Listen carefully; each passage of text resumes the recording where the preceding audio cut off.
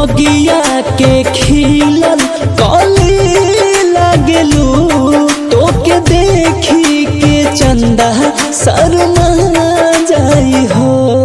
देखी के तोहके दिलवा बेकाबू भइल, रात के निंदिया दिलवा के चैन गइल।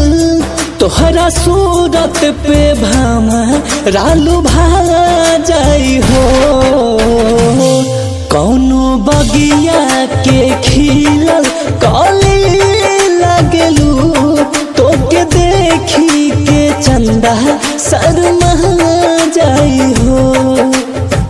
हंसलू तो मुहमा से मोतिया झरेला, बहे पुरवैया तो केसिया उड़ेला।